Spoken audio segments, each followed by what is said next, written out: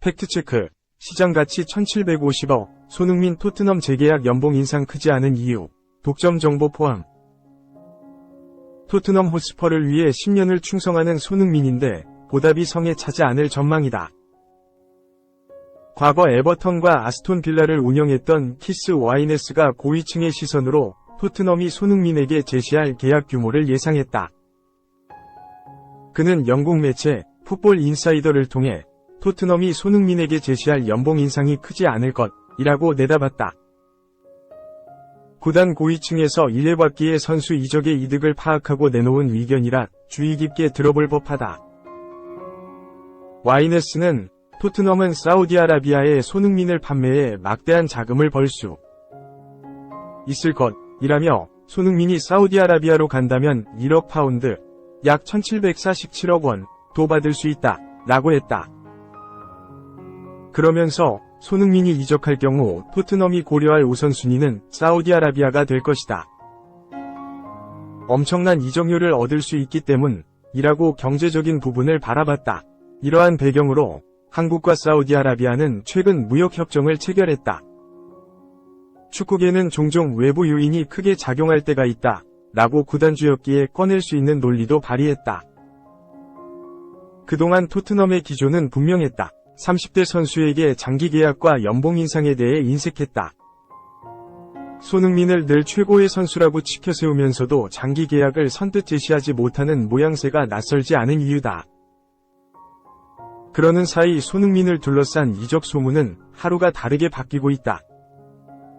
근래만 해도 토트넘 호스퍼는 현재 계약에 포함된 12개월 연장 옵션만 발동해 당장 재계약 압박에서 벗어날 수 있다는 추측이 있고, 손흥민의 중요도에 따라 종신계약과 다름없는 장기 연장을 제한할 것이라는 전망도 있다.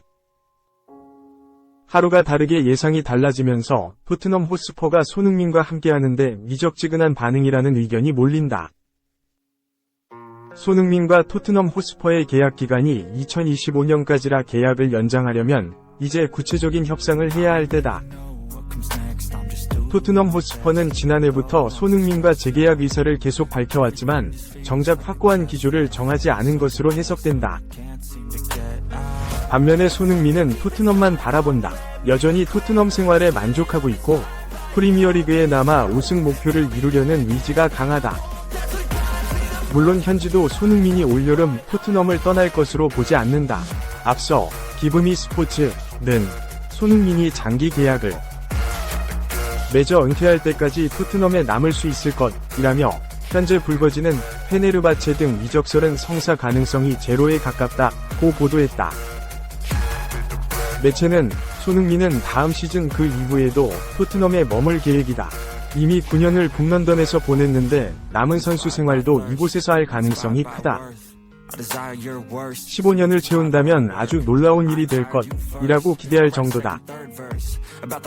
손흥민은 1882년에 창단한 토트넘의 긴 역사의 한 페이지를 작성하고 있다.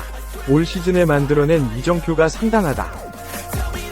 토트넘 역사상 세 번째로 프리미어리그 300경기 출전을 달성했고 통산 공식전 기준으로도 400경기를 넘겨 역대 출장 순위 14위까지 치고 올라갔다.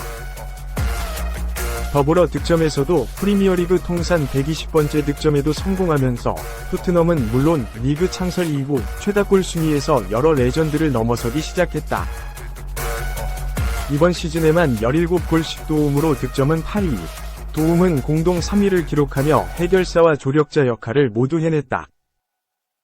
시즌 최종전에서 도움을 추가하면서 개인 통산 세 번째 10에서 10도 달성했다.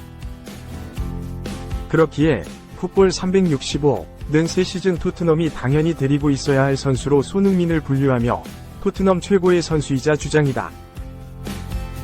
손흥민을 계속 데리고 있는 것만큼 쉬운 일도 없다고 했다. 계약 기간과 연봉 인상폭을 두고 고민하는 토트넘이 새겨들어야 할 조언이다. 2.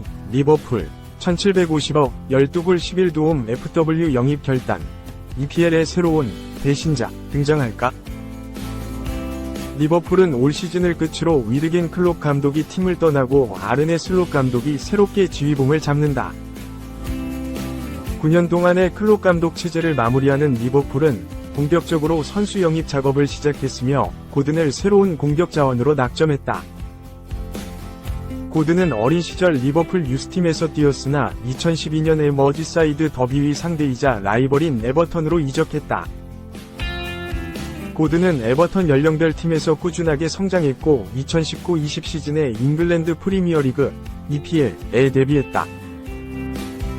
고든은 엄청난 스피드와 드리블 기술로 에버턴의 공격을 이끌었다. 영리한 움직임과 함께 양발을 모두 사용하는 능력도 보여줬다. 고든은 2022에서 23시즌 겨울 이적 시장을 통해 에버턴을 떠나 뉴캐슬로 이적했다. 뉴캐슬은 4,500만 파운드, 약 780억 원을 투자하며 고든을 품었다. 올 시즌에는 커리어 하이를 기록했다. 고든은 리그 35경기에서 11골 10도움을 올렸다. 시즌 전체로는 48경기 12골 11도움으로 뉴캐슬 공격의 핵심으로 자리잡았다. 하지만 뉴캐슬은 프리미어리그 수익 및 재정 안정 규정 (PSG)로 인해 일부 선수를 매각해야 하는 상황에 놓였다. 이에 팀의 핵심 자원인 브루노 기마랑이스, 알렉산더 이삭 등을 포함해 고든도 판매 대상에 이름을 올리게 됐다. 뉴캐슬은 고든의 몸값을 1억 파운드, 약 1,750억 원로 책정한 가운데 고든의 재영입을 추진하고 있다. 영국 가디언은 지난 30일 한국 시간 리버풀은 고든 영입에 관심을 보이고 있다. 첫 번째 협상은 결렬됐지만 현재 가능성은 충분하다고 설명했다. 매체에 따르면 뉴캐슬은 고든을 보내는 대신 자렐 콴사 영입을 원했으나 리버풀이 이를 거절했다. 리버풀은 가격 인하를 원하고 있다. 영국 팀 토크는 리버풀은 뉴캐슬이 책정한 금액의 절반인 5천만 파운드, 약 870억 원을 이적료로 제시할 계획이다 라고 설명했다. 유럽 축구 이적 시장 전문가 파브리시오 로마노 또한 리버풀은 뉴캐슬과 고든 이적에 대해 논의를 하고 있다. 뉴캐슬은 고든의 매각을 원한다면 이적료를 낮춰야 한다며 협상 상황을 전했다. 3. 오피셜 1년 만에 강등은 없다. 승격 1등 공신 영입 완료 오른쪽 화살표 이적료 384억 플러스 5년 계약. 입스위치는 1일 한국 시간 구단 홈페이지를 통해 구단은 첼시로부터 허친슨의 영입을 발표하게 되어 기쁘다 라고 공식 발표했다. 2003년생 자메키아 국적의 미드필더 허친슨이 본격적으로 주목받기 시작한 것은 2023-24 시즌부터였다. 첼시 유스에서 성장한 그는 찰턴 애슬레틱, 아스널 유스 등을 거치며 뛰어난 성장세를 보였고 2022년 다시 첼시 아카데미로 돌아와 1군 무대로 콜업됐다.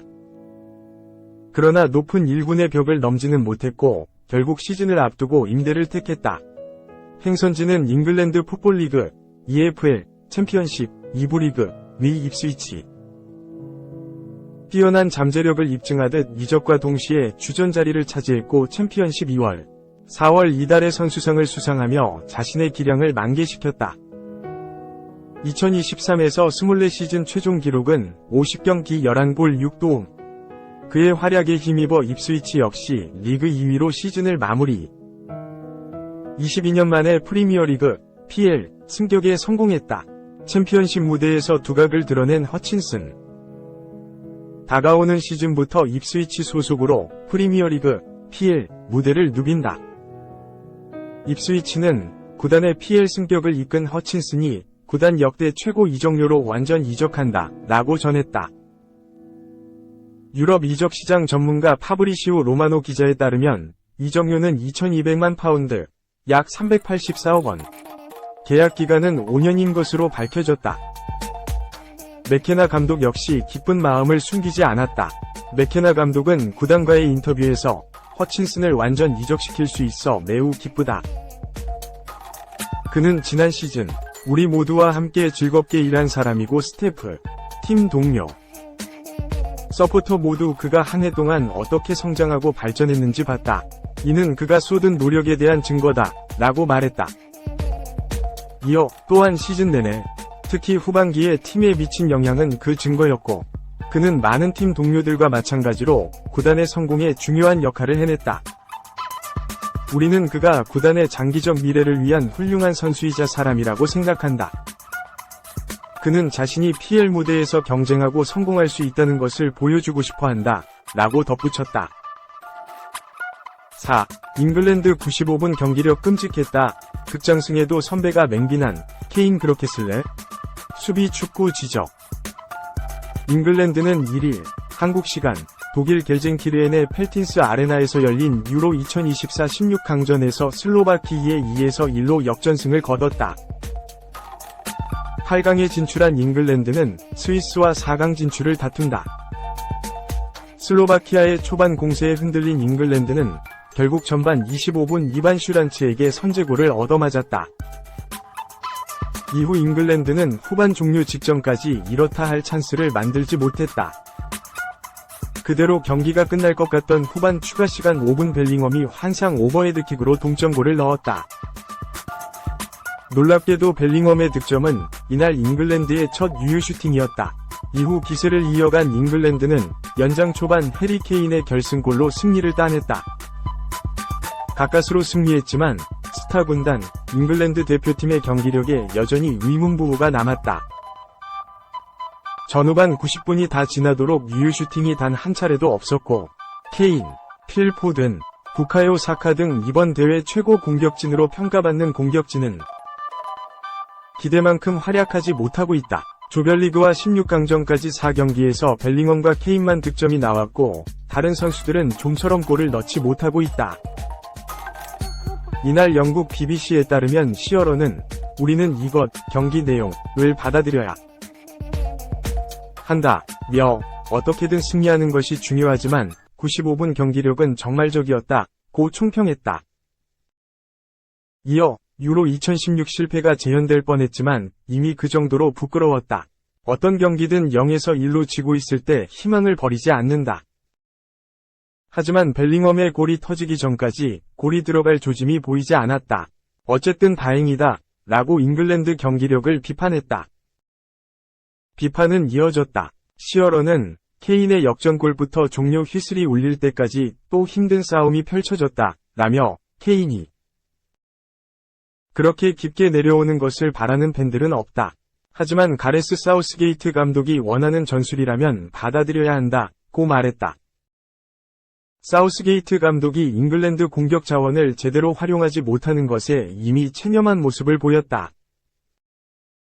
그는 잉글랜드 축구가 공격적이기를 모두가 원한다. 하지만 사우스게이트 감독은 원래 그런 축구를 하지 않았다.